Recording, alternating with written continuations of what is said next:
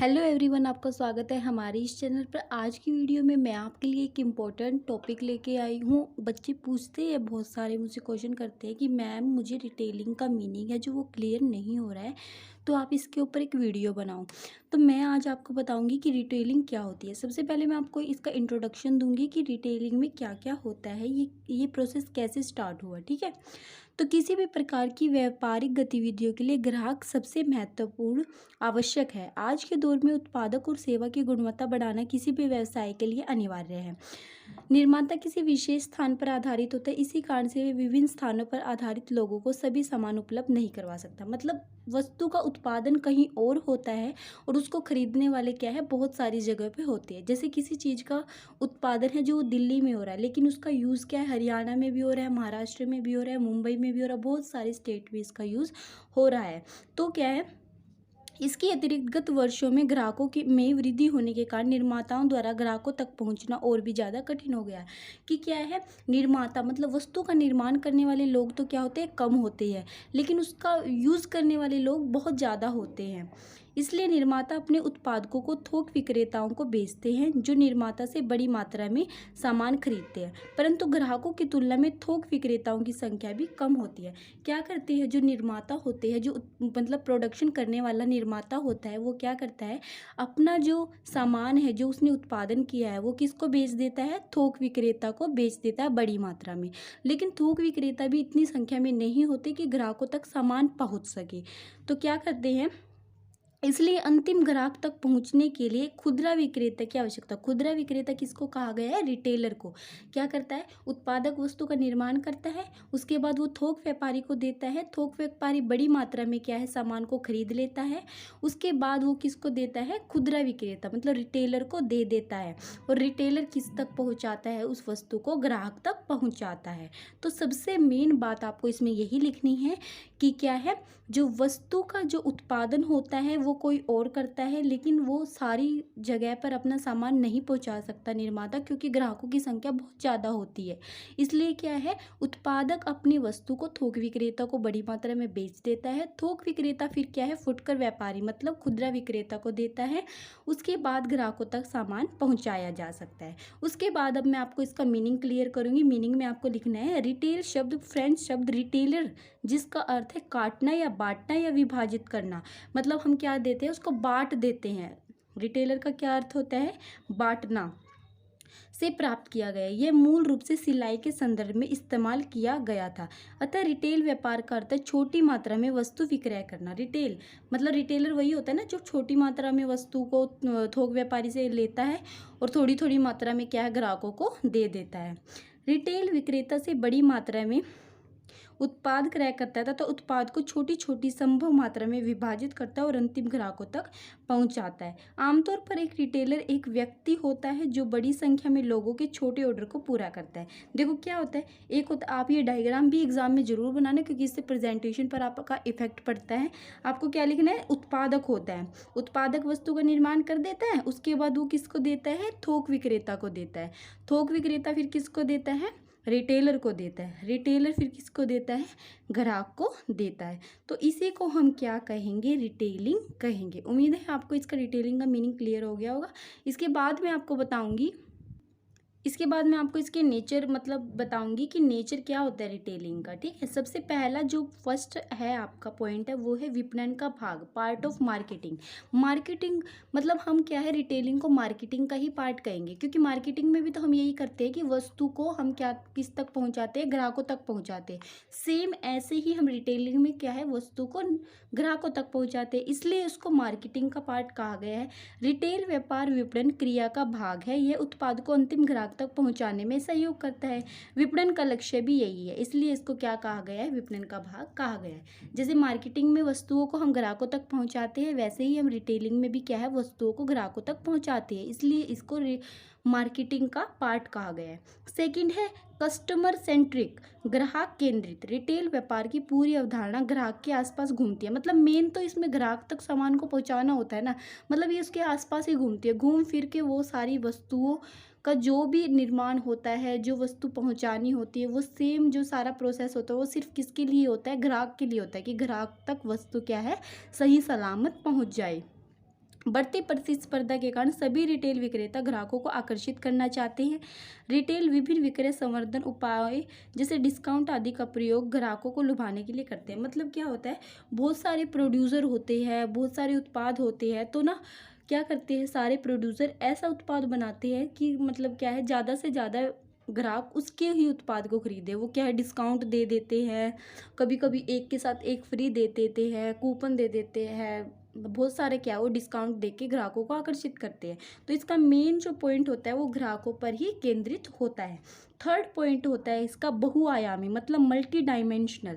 Retail व्यापार में कई आयाम होते हैं। ये स्थानीय किराना स्टोर, कियोस्क और कई ब्रांडेड उत्पादों की बिक्री वाले सुपर मॉल तक भिन्न है। इन तीनों उत्पाद के क्रय और विक्रय के लिए इंटरनेट के उपयोग में कई गुना वृद्धि हुई। मतलब मल्टी डायमेंशनल है ये, ऐसा नहीं है कि ये सिर्फ जैसे स्टोर होता है, मॉल होता है, दुकानें होती है, यहाँ तक ही सीमित नहीं है। इंटरनेट के थ्रू भी हम क्या है, वस्तुओं का क्रय विक्रय करते हैं। तो इसे इसलिए क्या कहा गया है, मल्टी डायमेंशनल कहा गया है। कि मतलब ये नहीं है कि दुकान तक ही सीमित होता है वस्तुओं का क्रय विक्रय, सिर्फ दुकान में ही किया जाएगा या फिर मॉल में ही किया जाएगा, ऐसा कुछ नहीं है। इसका प्रयोग हम क्या है, इंटरनेट के थ्रू भी कर सकते हैं। वस्तुओं का क्रय विक्रय हम इंटरनेट के थ्रू भी कर सकते हैं। फोर्थ पॉइंट है इसका भिन्न भिन्न भौगोलिक स्थिति, वेरियाइंग जियोग्राफिकल लोकेशन। रिटेल विक्रेताओं की पहुंच भौगोलिक क्षेत्र में व्यापक रूप से भिन्न होती है। स्थानीय ग्राहकों को माल बेचने के लिए स्थानीय बाजार से विभिन्न क्षेत्रों तथा यहाँ तक कि विभिन्न शहरों से बड़ी संख्या में ग्राहकों को उत्पाद विक्रय करने वाले सुपर मॉल तक भिन्न है। इन दिनों इंटरनेट के बढ़ते उपयोग के कारण रिटेलर देश भर में, यहाँ तक कि विदेशों में भी ग्राहक होते हैं। मतलब क्या है, वस्तु का निर्माण कहीं भी हो, कहीं भी हो, लेकिन उसका क्या है, जो इसका व्यापार होता है, मतलब जो इसको ग्राहकों तक पहुंचाना होता है, वो बहुत सारी जगह पे होता है। बताया था ना मैंने आपको एग्जांपल, जैसे दिल्ली में किसी चीज़ का उत्पादन हुआ है, ये ज़रूरी नहीं है कि दिल्ली वाले ही लोग उसको यूज़ करेंगे।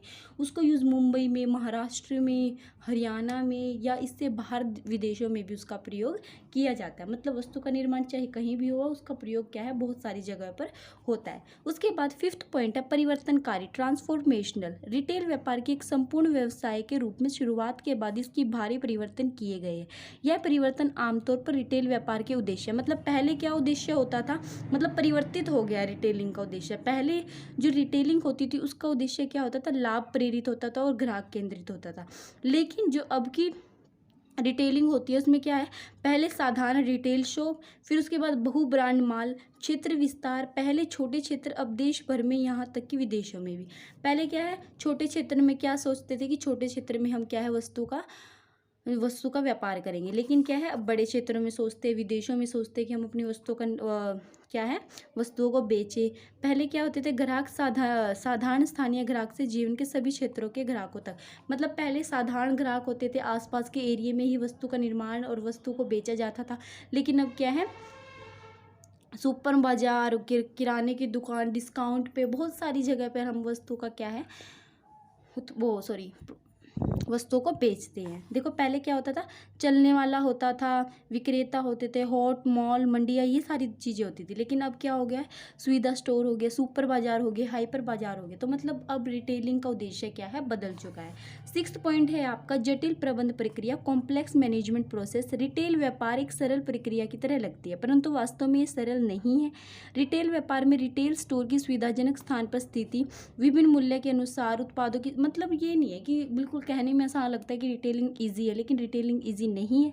बहुत सारी बीच में क्या है, हमारी प्रॉब्लम आती है। रिटेलर को क्या क्या प्रॉब्लम आती है, वो सोचता है कि उसके उत्पाद को ज़्यादा क्या है, ग्राहक खरीदे, तो उसको डिस्काउंट देना पड़ता है और ग्राहकों की सुविधा अनुसार उसे क्या है, अच्छा स्थान सेलेक्ट करना पड़ता है कि ग्राहकों को कोई प्रॉब्लम ना हो उसको उत्पाद खरीदने में। तो बहुत सारे ब्रांड का उसको अपना ध्यान रखना पड़ता है कि उसका जो ब्रांड नेम हो किसी से मिलता जुलता नहीं हो, यूनिक हो, उसको अपनी गुडविल का ध्यान रखना पड़ता है। बहुत सारी चीज़ों को उसका ध्यान रखना पड़ता है, इसलिए इसको कहा गया है कॉम्प्लेक्स मैनेजमेंट प्रोसेस। उसके बाद सेवंथ पॉइंट है उत्पाद और सेवाओं का वर्गीकरण, assurement of a product and services. Retail व्यापार में वस्तु और सेवाओं का एक संयोजन शामिल है। आज की दुनिया में रिटेल विक्रेता के लिए सिर्फ एक ही उत्पाद की पेशकश, मतलब ये नहीं है कि हमें सिर्फ एक ही वस्तु का उत्पाद करके हम अब क्या है, बाजार में टिक सकते हैं। हम एक उत्पाद का उत्पादन करके हम बाजार में नहीं टिक सकते, हमें बहुत सारे उत्पादों का बनाना पड़ता है। जैसे कोई जैसे कोई बेकर बेकर है, बेकरी का काम कर रहा है, तो उसे ऐसा नहीं है कि वो सिर्फ बिस्किट बनाने से ही उसका काम चल जाएगा। उसको क्या है, बिस्किट के साथ साथ केक का भी उत्पादन करना पड़ेगा, chocolate, cookies, cold drink, drink और हॉट डॉग वगैरह सब कुछ उत्पादन करना पड़ेगा। जो अगर कोई फास्ट फूड का प्रोडक्शन कर रहा है तो उसे चाउमीन, बर्गर, मोमोज जो भी होता है, मतलब फास्ट फूड में वो सारा उसको प्रोडक्शन करना पड़ेगा, तभी उसका क्या है, व्यापार अच्छे से चलेगा। ठीक है। उसके बाद होता है 8th पॉइंट है आपका मांग पैटर्न का अध्ययन, मतलब स्टडिंग डिमांड पैटर्न। हम जब भी वस्तु का उत्पादन करना सोचते हैं कि हम हाँ इस वस्तु का व्यापार करेंगे, इस चीज़ का ग्राहकों तक पहुंचाएंगे, तो हमें सबसे पहले देखनी पड़ती है, हमें स्टडी करनी पड़ती है कि डिमांड इस टाइम पे किस चीज़ की है। ठीक है। जैसे एक रिटेल द्वारा बाजार में पेश किए गए रहे वर्तमान मांग पैटर्न का अध्ययन करने की आवश्यकता है। मांग पैटर्न का अध्ययन करके यह पता लगा जाता है कि उन्हें थोक विक्रेता से कितनी मात्रा में माल खरीदने की आवश्यकता है। यदि वह मांग, मतलब ये नहीं है कि बिना मांग का अध्ययन करे, कि उसे ये तो देखा नहीं कि कितनी मांग है कितनी नहीं, एकदम से उसने क्या किया, थोक व्यापारी से बहुत ज़्यादा मात्रा में माल खरीद लिया और रख लिया, और बाकी आने वाले टाइम में क्या पता उसकी डिमांड कम हो जाए। तो उसे पहले अच्छे से अध्ययन करना चाहिए कि किस चीज़ की डिमांड है, उसके अकॉर्डिंग उसे माल परचेज करना चाहिए। ठीक है। उसके बाद 9th पॉइंट है आपका, 9th पॉइंट है आपका उपयोगिताओं का निर्माण, क्रिएशन ऑफ यूटिलिटीज़। एक रिटेलर समय और स्थान की उपयोगिता के निर्माण, मतलब स्थान की और समय की उपलब्धता, मतलब सही समय पर हमें ग्राहकों को उत्पाद उपलब्ध कराना चाहिए और सही समय पर कराना चाहिए। ठीक है।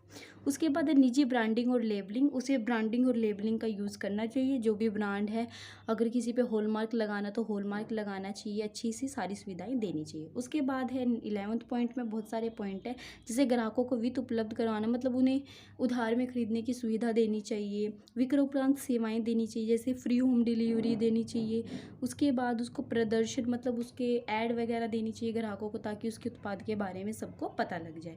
तो ये थे 11 पॉइंट रिटेलिंग के नेचर की। उम्मीद है आपको सारे पॉइंट समझ आए। चाहे तो आप ये डायग्राम बना सकते हैं और मीनिंग आपको अच्छे से क्लियर हो गया होगा, आप कोई डाउट नहीं होगा आपको। अगर कोई भी डाउट हो तो कमेंट बॉक्स में कमेंट कीजिएगा। वीडियो पसंद आए तो वीडियो को लाइक, चैनल को सब्सक्राइब कीजिएगा। Thank you for watching my video.